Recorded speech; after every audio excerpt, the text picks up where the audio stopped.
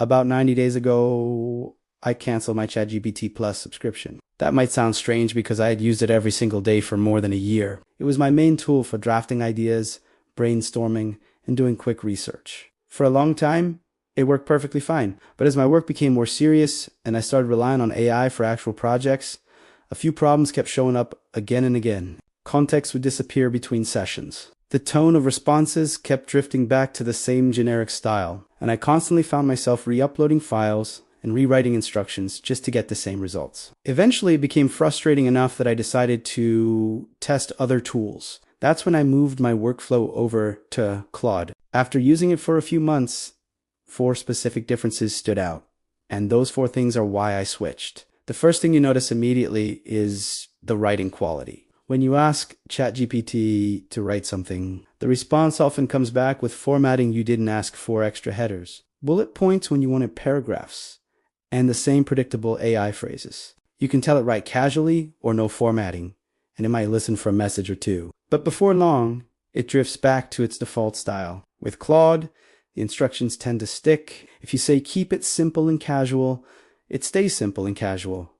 Word limits are respected, and banned phrases don't suddenly reappear later in the conversation. That level of consistency alone made a noticeable difference in my workflow. But what really changed things was custom styles. Inside Claude, you can paste examples of your own writing posts, transcripts, articles, anything. Claude analyzes those samples and builds a style profile based on them. After that, when you ask it to write something, it automatically mirrors your tone, phrasing, and rhythm. For example, I can say, write a short LinkedIn post arguing that motivation is a myth, and the result actually reads like something I wrote myself right down to the sentence pacing and word choice. Before this, I used to spend 15 to 20 minutes rewriting almost every AI response. Now, most of the time I just read it once, tweak a sentence or two, and it's ready to publish. Across a week, that easily saves me 5 or 6 hours. The second reason is something called artifacts.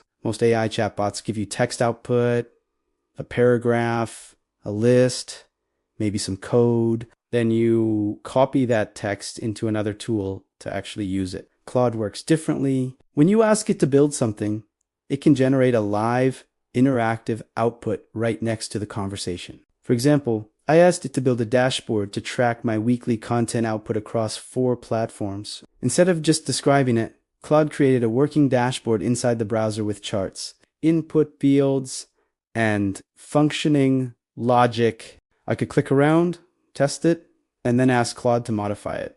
The dashboard updated instantly. I've used this to create project trackers, content calendars, client intake forms, and simple data visualizations, things that normally would have taken hours in spreadsheets or required hiring someone. Claude built them in minutes. Artifacts also support persistent storage, which means the data you enter can actually stay saved between sessions. And it works for normal documents too. You can ask for a slide deck or a full report, and Claude builds the file right there so you can download it immediately. The third difference comes from 2 features that work together: connectors and skills. Connectors allow Claude to plug directly into the tools you already use. For example, I can pull my latest project brief from Google Drive. Claude searches my drive, finds a file, and brings it straight into the conversation. The same works for Gmail, Slack, GitHub, and dozens of other apps. Right now, there are more than 50 integrations, and because the system is open, new ones keep appearing. Then there are skills. Skills are basically custom commands you create for recurring work. You bundle a process into a reusable tool, give it a name, and call it whenever you need it. For example, I built a skill called Brief Builder. Whenever I use Brief Builder on these notes, Claude automatically formats messy notes into a structured project brief using my template. That combination connectors and skills turns Claude from a general chatbot into something that actually understands your workflow.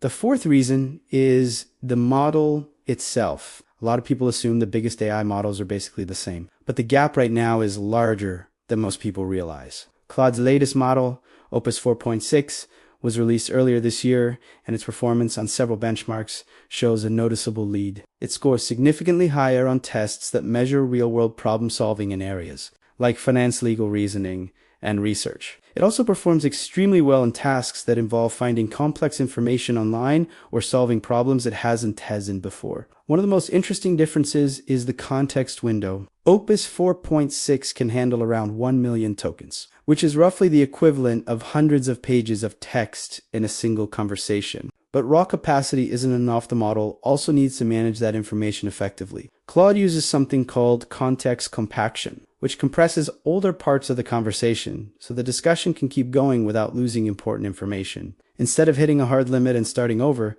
the conversation keeps evolving. The model also decides on its own when a question requires quick reasoning and when it needs deeper thinking, so you don't have to manually switch modes. For me, the biggest workflow improvement came from combining all of these pieces together. Projects store my files, instructions, and references in one place.